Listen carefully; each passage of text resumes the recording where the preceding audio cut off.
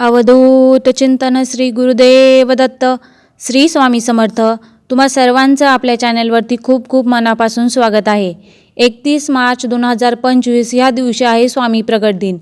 त्यामुळे आपल्याला स्वामी प्रगट दिनानिमित्त तारक मंत्राचे कशा पद्धतीने पठण करायचे आहे याबद्दलची संपूर्ण माहिती आपण आज जाणून घेणार आहोत. बघा, आपण स्वामी भक्त आपल्या नित्यसेवेमध्ये तारक मंत्राचे पठण करतो.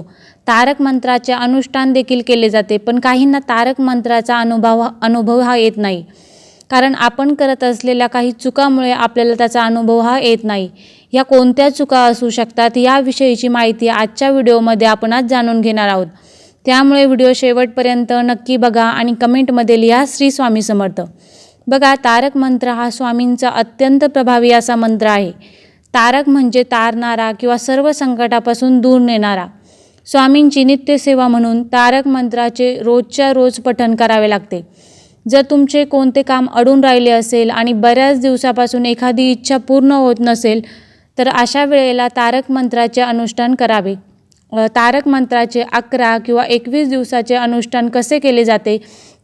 तारक मंत्र तुम्ही नित्यसेवेमध्ये म्हणा किंवा तारक मंत्राचे अनुष्ठान करा, पण आपल्याला काही नियमांचे पालन करणे आवश्यक आहे. तर आता बघूया की आपण कोणत्या नियमांचे पालन केले पाहिजे आणि कोणत्या चुका ह्या टाळल्या पाहिजेत. जेव्हा आपण नित्यसेवा करतो तेव्हा आपल्याला कोणताही संकल्प करण्याची गरज नसते, पण आपण एखादे अनुष्ठान करतो किंवा पारायण करतो तेव्हा आपल्याला संकल्प घ्यावा लागतो. जर तुम्ही तारक मंत्राचे अनुष्ठान करत आहात तर तुम्हाला संकल्प घेणे आवश्यक आहे. संकल्प करताना कधीही मी अखंड सेवा करेन असे बोलू नये, कारण मासिक धर्म, सुतक, विटाळ किंवा अचानक परगावी जावे लागते किंवा प्रवास यामुळे आपल्या सेवेमध्ये अडथळा येऊ शकतो किंवा खंड पडू शकतो. त्यामुळे मी यथाशक्ती यथाकालीन सेवा करीन असे बोलावे. हे अनुष्ठान करताना आपल्याला संकल्प सोडताना आपण किती दिवस किंवा कोणत्या कामासाठी आणि किती वेळा तारक मंत्राचे पठण करणार आहोत हे बोलायचे आहे. तारक मंत्र शक्यतो देवघरासमोर किंवा स्वामींच्या मूर्तीसमोर बसूनच पठण करावा. पण जर तसे करणे शक्य नसल्यास तुम्ही घरामध्ये इतरस्त कुठेही स्वच्छ जागी बसून याचे पठण करू शकता. तारक मंत्राचे पठण करताना किंवा अनुष्ठान करताना किंवा इतर कोणतीही सेवा करताना आसन घेऊनच बसावे.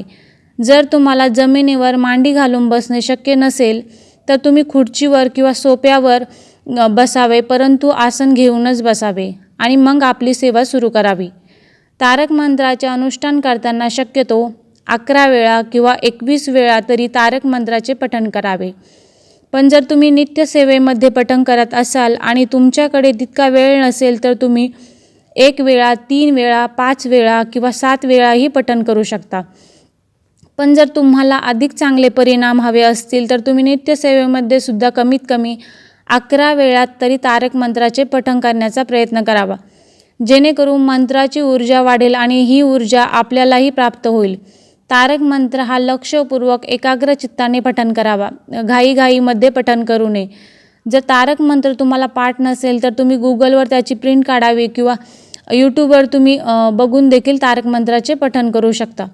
तारक मंत्र हा खूप साधा आणि सोपा मंत्र आहे आणि मराठीतच असल्यामुळे वाचायलाही सहज जमतो. यामध्ये कोणतेही अवघड शब्द नाहीत. तारक मंत्राचा अर्थ समजून घ्यावा आणि मगच तो मंत्र पठण करावा. याने आपले मन एकाग्र होण्यास मदत होते आणि आपले उच्चारही स्पष्ट होते. स्वतःला ऐकू जाईल एवढ्या मोठ्या आवाजामध्ये तारक मंत्राचे पठण करावे आणि तीर्थ बनवताना एखाद्या पेल्यामध्ये किंवा ग्लासामध्ये स्वच्छ पिण्याचे पाणी घ्यावे आणि हा पेला घेऊन बसावा.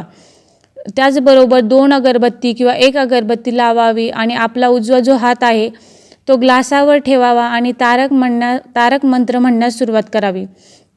आता काही लोक हे तारक मंत्राचे नुसते पठण करतात, तर काही जण तारक मंत्राचे तीर्थही बनवतात. तारक मंत्राचे पठण करताना आपण जितक्या वेळा तारक मंत्र म्हणणार आहोत तितक्या वेळा आपले पठण पूर्ण होईपर्यंत आपला हात ग्लासावरून काढू नये. तारक मंत्राचे पठण करत असताना मध्येच उठून कुणाशीही बोलू नये आणि आपला मोबाईलही बंद ठेवावा. घरामध्ये तसेच इतरही लोकांना सांगून ठेवावे की नित्यसेवेमध्ये किंवा अनुष्ठान करताना जितक्या वेळा तुम्ही तारक मंत्राचे पठण करणार आहेत तितका वेळा तारक मंत्र हा एका बैठकीतच म्हणून पूर्ण करावा.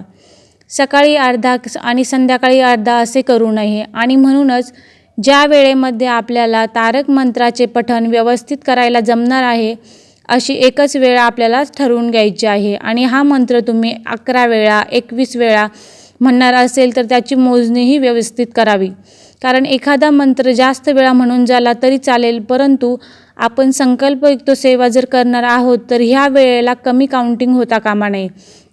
यासाठी तुम्ही जितक्या वेळा तारक मंत्राचे पठण करणार आहात तितके कॉईन्स घेऊन बसावे किंवा शेंगदाणे घेऊन बसले तरी चालेल. आणि आपला एखादा मंत्र म्हणून झाला किंवा तर एक शेंगदाणा उचलून बाजूला वाटीमध्ये टाकावा.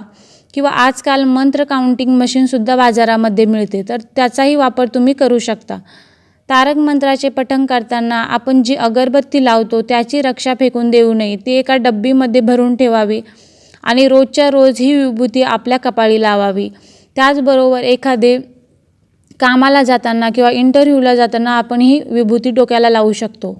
त्याचबरोबर आपल्या कुटुंबातील सदस्यांनाही लावण्यास द्यावी. याशिवाय काही विभूती तुम्ही घरामध्ये सुद्धा फुंकू शकता. तारक मंत्राचे तीर्थ आपण जेव्हा बनवतो तेव्हा घरातील एखादी व्यक्ती जर ते घेण्यास नकार देत असेल तर अशा वेळेला त्या व्यक्तीच्या जेवणामध्ये किंवा पिण्याच्या पाण्यामध्ये तुम्ही हे तीर्थ मिसळून देऊ शकता. तारक मंत्राचे तीर्थ वाया जाणार नाही किंवा फेकले जाणार नाही याची काळजी देखील आपल्याला घ्यायची आहे.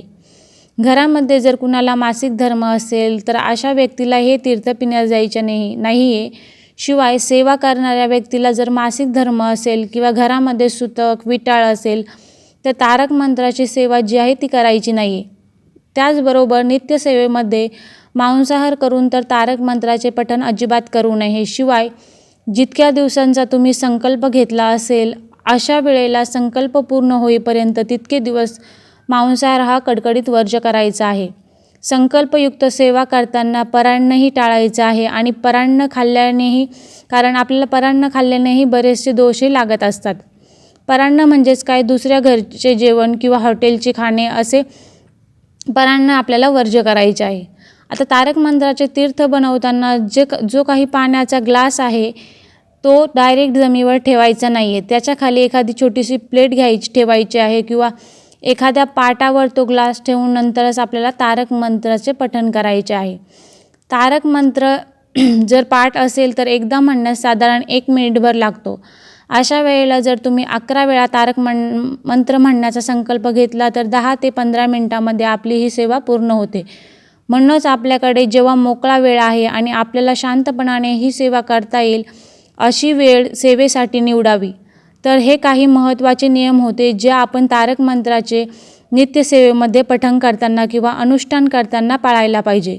अशा योग्य पद्धतीने तारक मंत्राचे पठण केल्यास त्याची नक्कीच प्रचिती येते आणि अनेक अडचणीमधून मार्ग निघण्यास आपल्याला, त्याचबरोबर मनोकामना पूर्ण होते किंवा आपले संरक्षण व्हावे यासाठी देखील तारक मंत्राची ही सेवा अत्यंत प्रभावी आहे. अशा प्रकारे आपण सेवा करत असताना जर शिस्तबद्ध पद्धतीने सेवा केली आणि काही जे नियम सांगितले आहे त्याचे पालन केले तर आपल्याला नक्कीच त्याची लवकरच फलश्रुती मिळते. आणि तारक मंत्र हा काही साधा मंत्र नसून हा स्वतः स्वामींनी त्यांच्या भक्तांना दिलेली एक अनमोल भेटच आहे. त्यामुळे तारक मंत्राचे अशा पद्धतीने पठण केले असता आपल्याला नक्कीच त्याचे अनुभव हे चांगले येतील. आणि तारक मंत्र म्हणत असताना ज्या काही चुका सांगितल्या आहेत तर त्या जर टाळल्या तर त्याचे अनुभव हे आपल्याला नक्कीच चांगले येईल आणि आपल्या आयुष्यातील जे काही दुःख आहे ते दूर होऊन आपल्या आयुष्यात चांगले दिवस हे नक्कीच येईल. तर तुम्हाला ही माहिती आवडली असेल तर व्हिडिओला लाईक करा, शेअर करा आणि सबस्क्राईब करा. श्री स्वामी समर्थ.